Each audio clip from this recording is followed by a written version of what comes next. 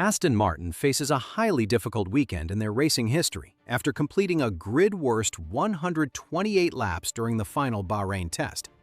Rumors suggest they plan to deliberately retire both cars in Australia. The 2026 Formula One season opener kicks off at Albert Park in Melbourne, and the paddock's attention points directly at Aston Martin. During the final three-day preseason test in Bahrain last month, the team suffered a complete mechanical breakdown. According to F1 testing statistics and news, Fernando Alonso managed a mere 23 laps during his race simulation before intense vibrations physically tore the hybrid battery apart. F1 testing reports show Lance Stroll fared even worse on the final day, completing exactly 6 laps before the garage ran out of spare parts. This lack of usable components meant the team packed up early. The root cause traced straight to the new Honda RA626H power unit. Abnormal frequencies generated by the engine rattled the car aggressively enough to damage the hybrid battery assembly and energy storage system. Italian media outlets published reports stating the team faced an unsolvable crisis before the first race even started.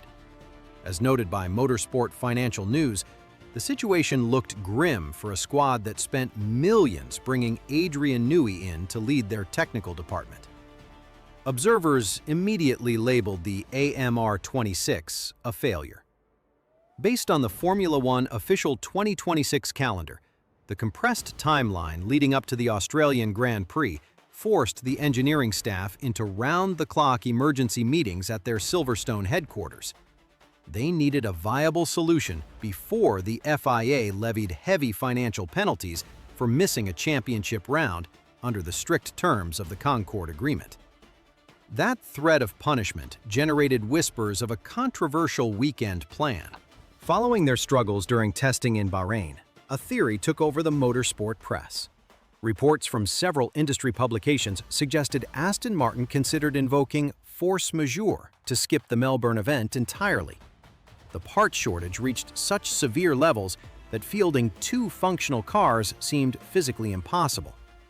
Skipping a race carries heavy commercial penalties, so the team allegedly developed an unusual loophole strategy. The rumor claimed they would run just enough laps during Friday practice and Saturday qualifying to satisfy the legal regulations, only to deliberately retire both cars early on Sunday. Executing a double DNF would save the fragile engines from tearing themselves apart over a punishing 300-kilometer race distance. Pulling into the pits voluntarily after 10 laps would guarantee the mechanics avoided another battery failure. This concept sparked immediate outrage among fans holding expensive grandstand tickets at Albert Park. Deliberately parking a healthy car violates the sporting spirit of Formula One. Yet team executives avoided categorical public denials regarding the strategy. They insisted they were flying out to Australia to compete rather than surrender.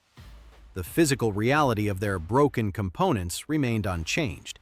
The factory still lacked sufficient spares to risk another terminal breakdown, meaning they had to invent a different mechanical approach to survive the weekend intact. If you want to track how this Aston Martin situation develops throughout the 2026 season, hit the subscribe button right now. We cover breaking racing stories every single week. Verified outlets soon confirmed that the surrender narrative missed the actual target.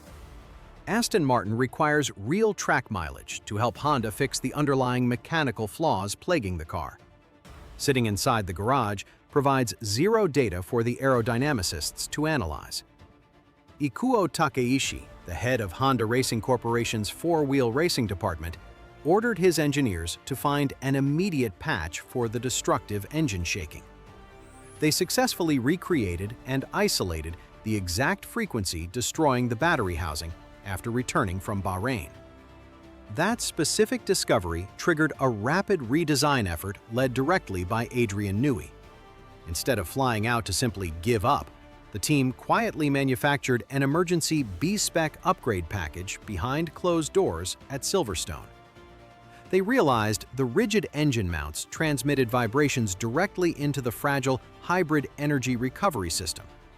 To counter this force, the mechanics are currently installing a newly developed isolation barrier that acts as a heavy-duty shock absorber. This specific fix aims to decouple the engine frequencies from the carbon chassis itself.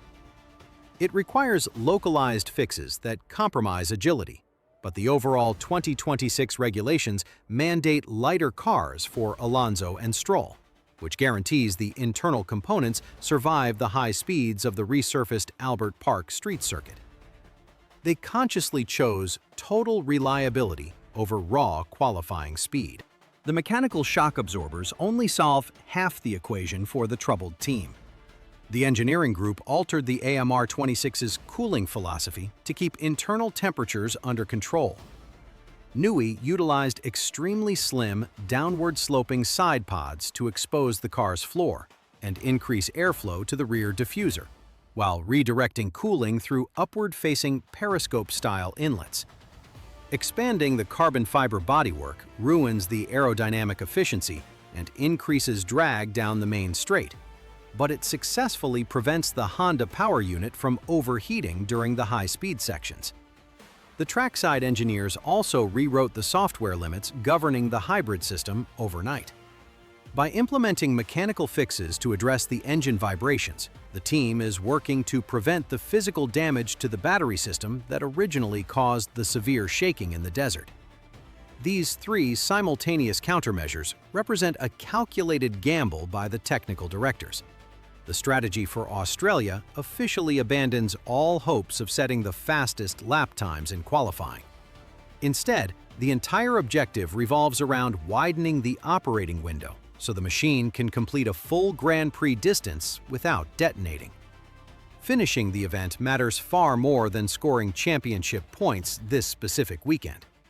If the platform holds together for 58 consecutive laps in Melbourne, the organization gains gigabytes of clean telemetry. That information provides the exact baseline Newey needs to extract the chassis' hidden potential later in the European season. The outcome of this Australian weekend dictates the trajectory of Aston Martin's 2026 campaign. If the emergency B-spec modifications fail to contain the Honda vibrations, the team faces a severe development bottleneck that could ruin their season. A second consecutive mechanical collapse would force them to spend millions under the strict budget cap just redesigning basic structural mounts, rather than bringing aerodynamic upgrades to future races. Fernando Alonso turns 45 this summer, meaning his personal window to secure podium finishes closes rapidly with every passing month. He cannot afford to spend an entire calendar year driving a fragile machine at the back of the pack. However, if this reliability strategy actually works, it proves the factory possesses the agility of a true championship contender.